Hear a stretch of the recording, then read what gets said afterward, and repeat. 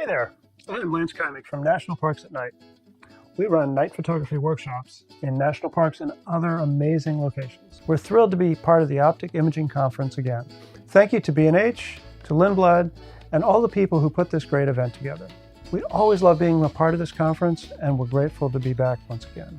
Hey, speaking of night photography in national parks, that's not just what we do all year, but it also happens to be what we're doing right now.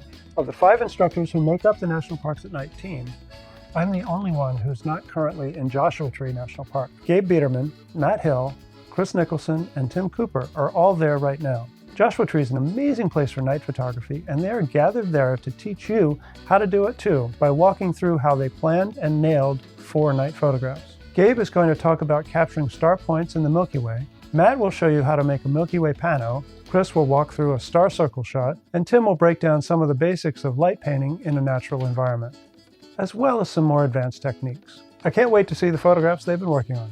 Hey, take it away, Gabe. Thanks, Lance.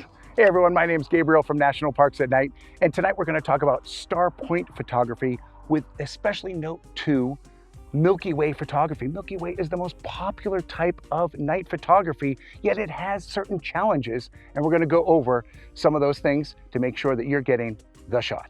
So I chose this location for a couple reasons. First, we have a wonderful foreground, lots of really interesting rock formations, and we're facing to the south, and the Milky Way rises to the southeast in the northern hemisphere. With PhotoPills, we can check out exactly where the Milky Way is going to go in the scene. So within PhotoPills, there's a night AR pill, and I'm going to hold that right over the scene, and we are going to scroll through and see that orange dot. That is the core of the Milky Way, and we can see our time up in the upper left-hand corner.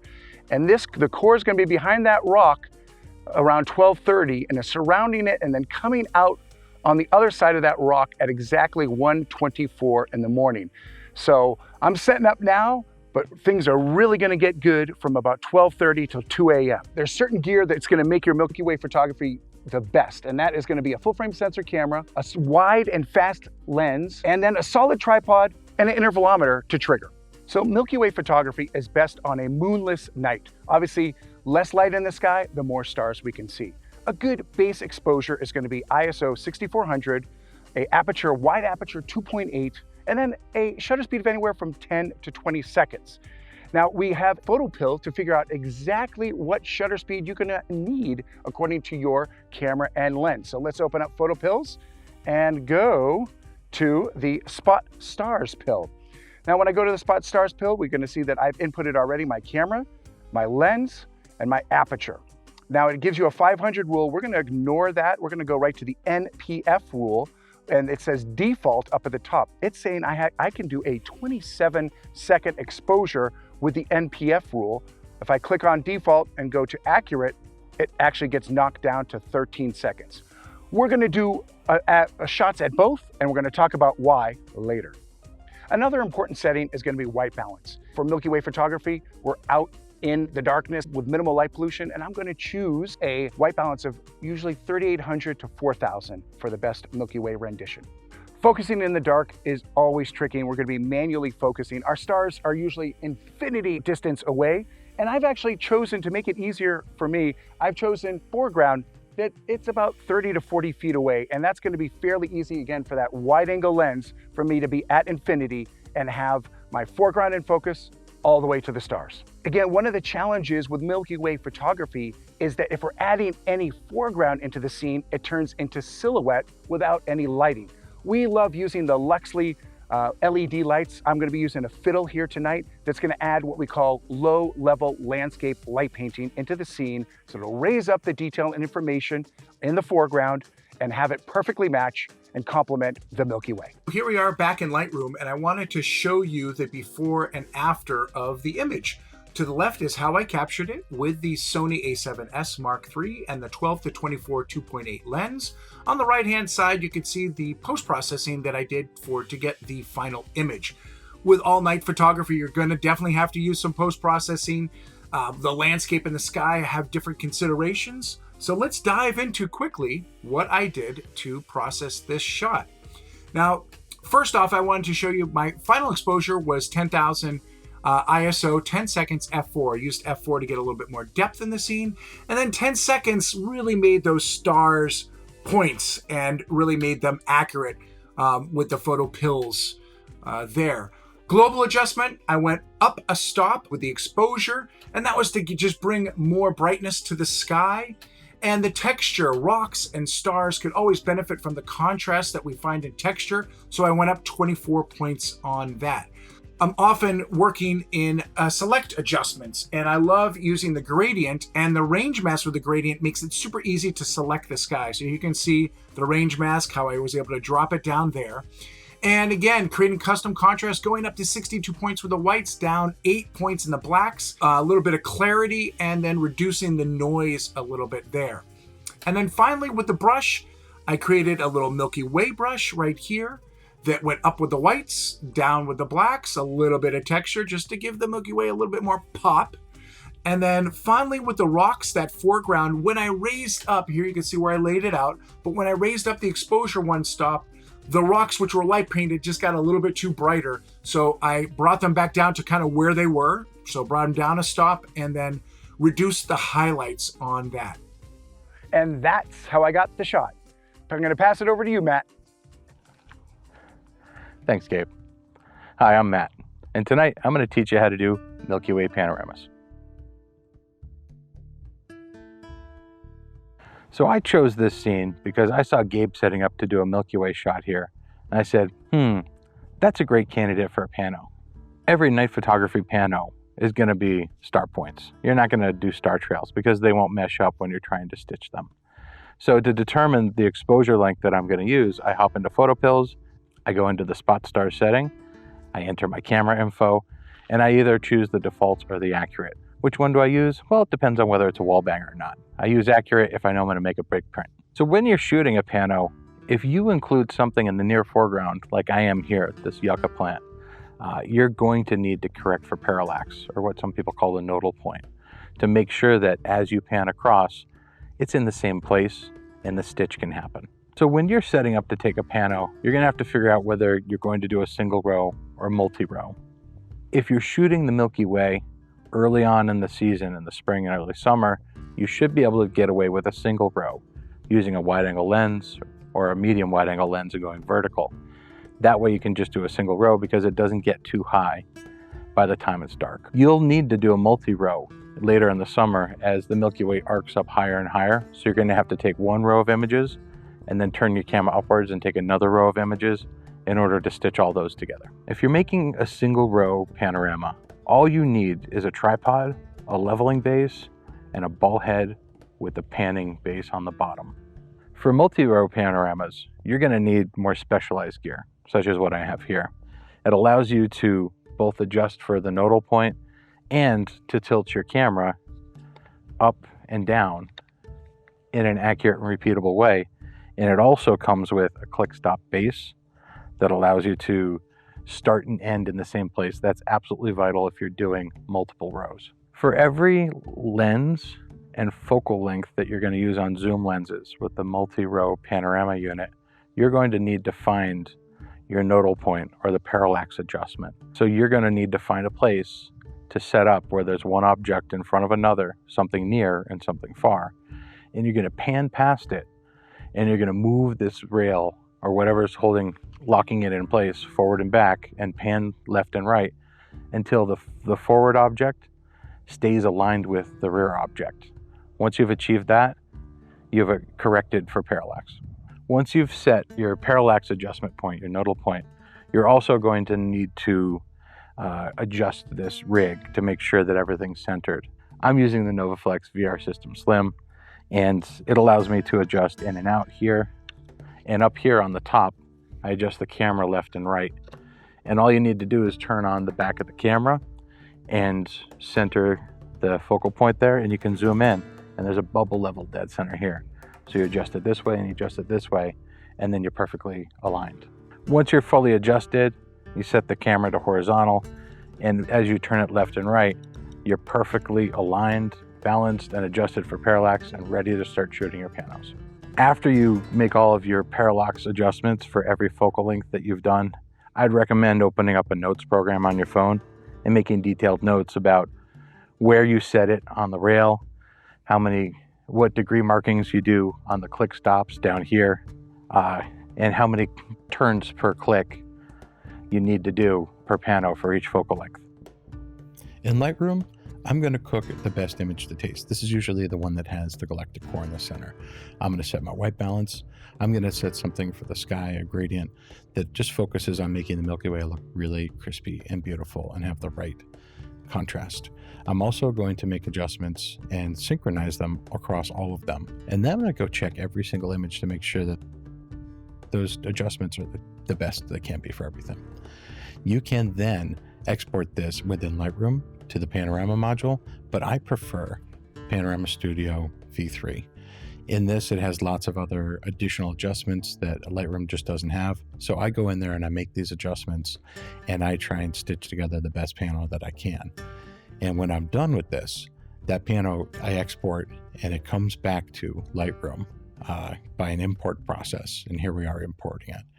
And once I get it back into Lightroom, I can make my final tweaks to contrast, a little bit of dehaze, my black point, and I might add a little bit of vignette to draw attention.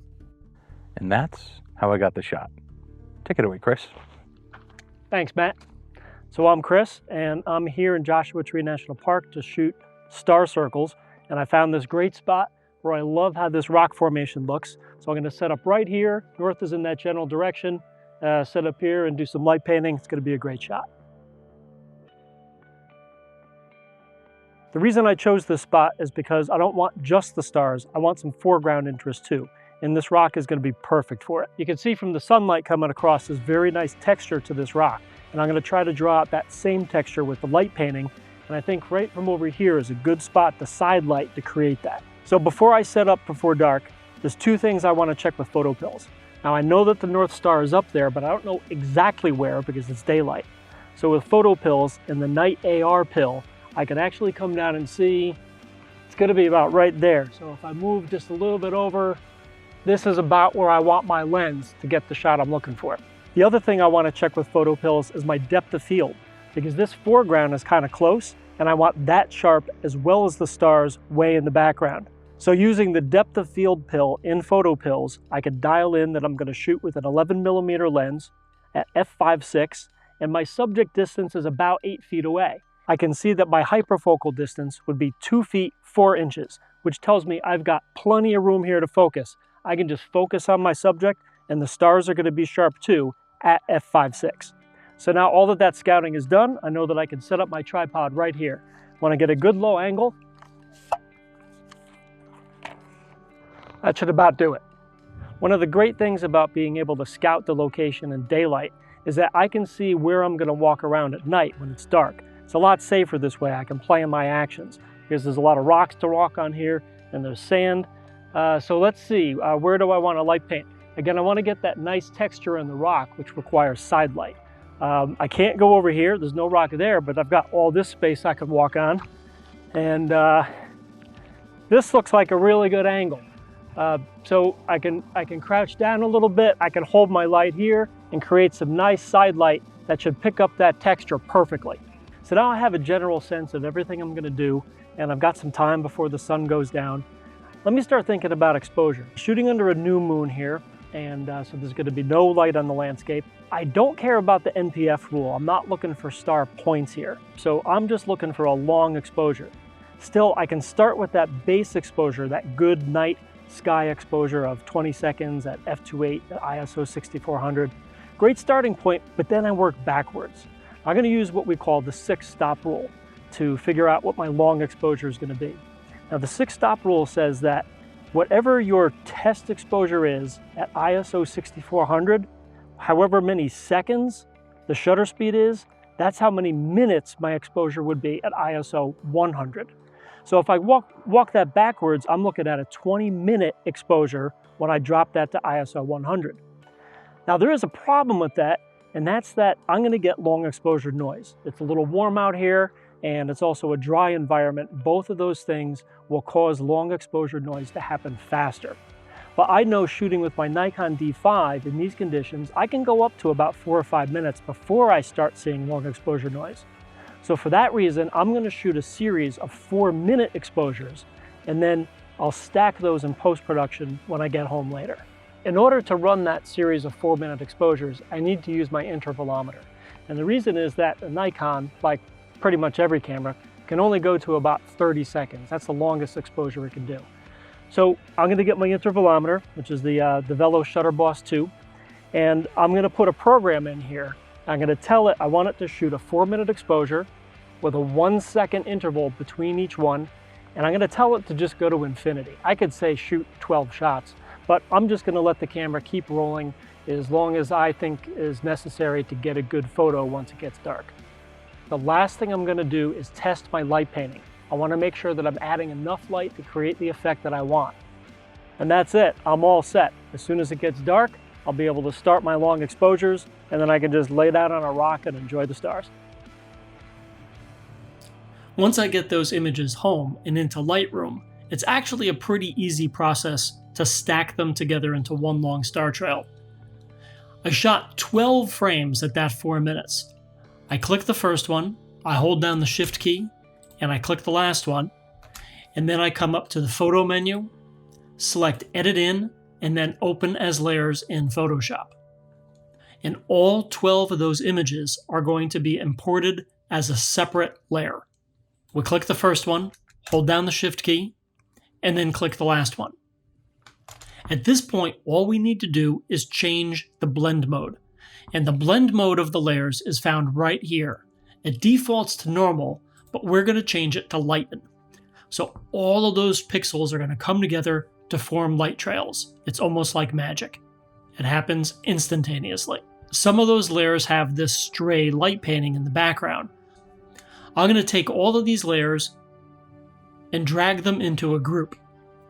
I'm going to open that up, and I can come through and find a layer that looks good. Yeah, that one's perfect. I'm going to reveal all those again, and I'm going to make a copy of this layer just by dragging it onto the new layer icon. And then I'm going to drag that copy up over the group. Then I'm going to change the blend mode of that to normal. We're going to do a really quick sky selection.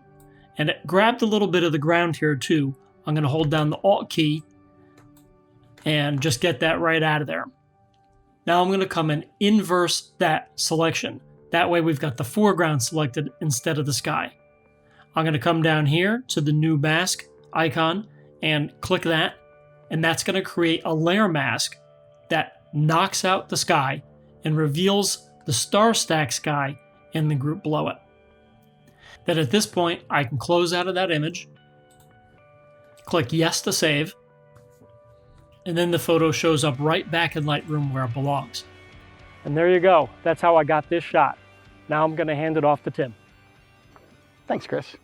Hey everybody, I'm Tim here in Joshua Tree National Park, and I've come across this beautiful scene that I want to light paint, filled with massive amount of texture and a really cool little bush down here that I want to bring in, including all the depth in the scene all the way to the back and catch some star trails at the end. So I want to walk you through how we're going to do that. So as you can see, it's getting dark here, and we are on a new moon night, so it's going to be completely dark in here very soon. So we're going to need to add some light. And the beautiful thing about this particular area, and one of the reasons that I chose it, is all this beautiful texture in the rock. And so as we're light painting, we're going to want to bring that texture out. We don't want to lose that, and that's one of the most important things we want to consider about light painting. Let me show you how that's going to happen. So in order to add light, we need lights. And today I've got a couple of my favorites, an HP7 and a Luxley Fiddle. The Luxley Fiddle, I've got several of them, I think 4 with me here today. For those, I'm going to establish the low light level in the background, and the HP7 is going to be my kicker. It's going to be illuminating my primary subject, which is these 4 rocks here and the bush. So in order to create texture, what we need to do is we need to light our subjects either from the side or from behind, rather than that straight on lighting. Think about when a person has to squint because the sun is right in their eyes. That's a real flat light. That doesn't look great. And you can see that if I just point the flashlight here, that is a very boring light. But what we want to do is bring that light around from the side, and suddenly you can see all the texture coming out in the rock. The lower you go, the more texture that you create.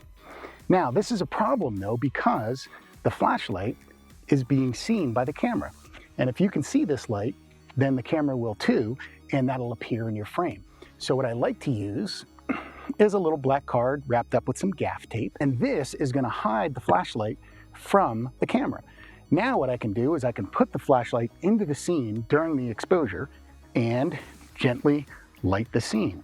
And I'm just going to move over these rocks in this sort of way, returning to cover the flashlight when I move. And I'll move back a little bit and add some more light in. And same thing with these rocks up in here. And I'll just keep working my way back to illuminate all these foreground rocks. So we talked about the lighting, but where I really like to start, and where you should too, is with the composition. The composition is going to inform so much about the scene and the camera settings and your lighting that you really need to get that nailed down or pretty well thought out about first. So for example, I'm using a wide angle lens here and I'm very close to my scene. So I'm probably going to need to stop down to f8 or f11 to get it all sharp. That then tells me I'm going to need to have longer shutter speed. So probably, 2, 3, 4 minutes, something like that. That tells me I can't shoot star points, but I'll be shooting star trails. What it also tells me is what's in the scene. So where can I go and place my lights? Where can I go and move? Where will I be out of the camera to illuminate? And where am I going to have to cover the scene or my flashlight with my black board? One of the more important things that we're going to consider during our initial camera setup and our composition is white balance. Of course, our exposure and aperture and all that is very important, but I like to consider my white balance as well. And what I do is I start with the ambient white balance that I want, since we can change some of the other white balances or color temperatures on our tools. So I'm going to set my camera for 3850, which is a general spot that I like to go for shooting the night sky. Then what I can do is I can take on my Luxley fiddle, I can actually dial in the exact temperature that I want. So I'll also set that to 3850.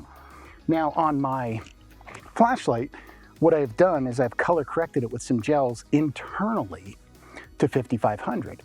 And then what I've done is created some other gels that go inside of a cap that can dial it down to 3850, 3400, 3200, 2800. So if I want a warmer effect, I can use the warmer gels. If I want it to match exactly, I can use the color correct gels. So we've decided that we're going to use probably a very small aperture like f8, f11 for this scene. We've determined our white balance for the night sky, 3850. That leaves our shutter speed. That's going to determine our ambient exposure. And that ambient exposure is going to be based on the sky. We don't want the sky to be blown out, which would be kind of difficult anyway. But we also don't want it completely dark because we want to get those star trails. So you're going to base your ambient exposure on whether you want trails or points. And this situation here has already determined to us that it's going to have to be trails. So now that we've determined our white balance, our aperture, and our shutter speed, it's time to start adding in lights. We've got a big long valley here to light, so I'm going to use several of my Luxleys and place them throughout the valley.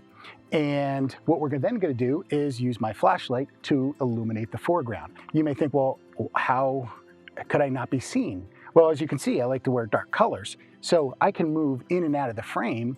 Let's say it's a 2-minute exposure. If I walk through the frame for 3 seconds, I'll never appear. Of course, if I light myself, you'll be able to see me, but we don't do that.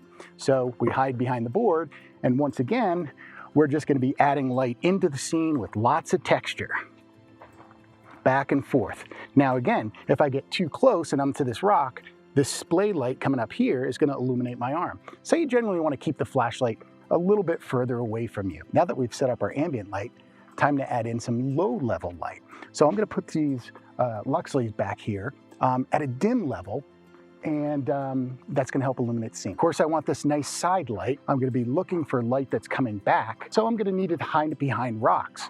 So for example, if I wanted to light this here, I can hide it right behind a rock here.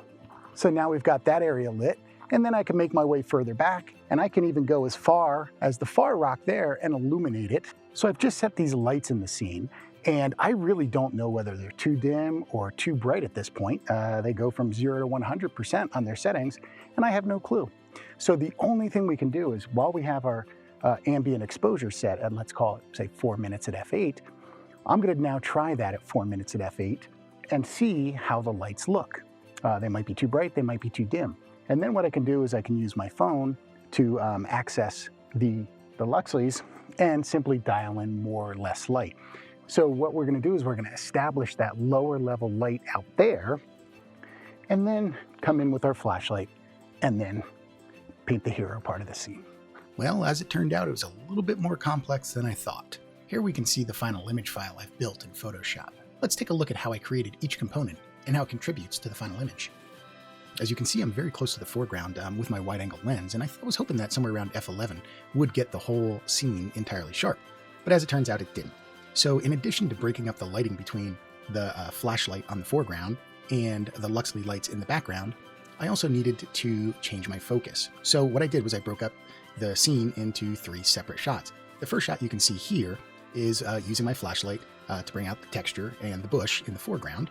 The second shot I refocused more on the background. In this image, the foreground is out of focus. And then I concentrated on the lighting in the back with the Luxleys. And then the last shot is I turned off some of the lights and then let it run for, let's see, I think I did 2 exposures at 900 seconds each. So what I ended up doing was taking these 3 images and selecting them and going from Lightroom into Photoshop by choosing Photo, Edit In, Open as Layers. And what that command will do is take these 3 images and then quite literally open them into Photoshop as separate layers.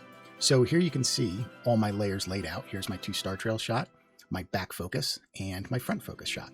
And the first thing I needed to do was select all of the layers and choose Edit, Auto Align, simply because when you change your focus, what actually happens is your image shrinks and enlarges as you change focus. So you need to choose Edit, Auto Align, and then the next step you would choose is Edit, Auto Blend, and then that will stack the focus for you. Then the next step was to mask out the areas I didn't want. So this is the full front image that's been masked. And then we add in the second image that's been masked, and you can see where I painted a little bit on that mask. So that's my front focus and back focus. And then I begin to add in my star trails. And we can see a few of these shorter spots in here, these stars, and that's coming from this not being masked out. So let's enable that mask. Now, what we end up doing is the final composite is the front focus showing through in the white of the mask, the back focus showing through in the white of the mask, and some of the star trails here and here showing in through the white of the mask, and then one final adjustment in curves to set the overall tone of the image. So while being more complex, it was pretty satisfying to be able to light this whole entire scene and then blend them together in Photoshop, front focus, back focus, and star trails to create a shot that would have been nearly impossible, or I would say impossible, to create in one exposure. So that's how I got the shot. Here you go, Lance. Hey, thanks, Tim. And thanks, Chris, Matt, and Gabe. It's great work, and I'm sure everyone watching will learn from it.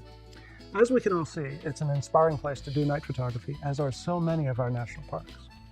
If you'd like to come out and shoot with us in some of the parks, or any of the other amazing places we travel to, both domestic and international, where we run night photography workshops and tours, check out our website, nationalparksatnight.com. Better yet, sign up for our email list and you'll be among the first to learn about and to register for our 2022 and 2023 workshops, which we will be announcing next month. And for even more great information about shooting at night, check out our other educational offerings, our weekly blog, our books and ebooks, our creative live course, our speaking engagements at conferences and camera clubs, our Instagram account, and our YouTube channel. Also check out nightphotosummit.com, where you can get immediate access to over 40 night photography lectures. We're always talking about night photography somewhere, and we'd love to have you join in the conversation, and more importantly, join in the fun. Again, our website is nationalparksatnight.com. Thank you again, and seize the night.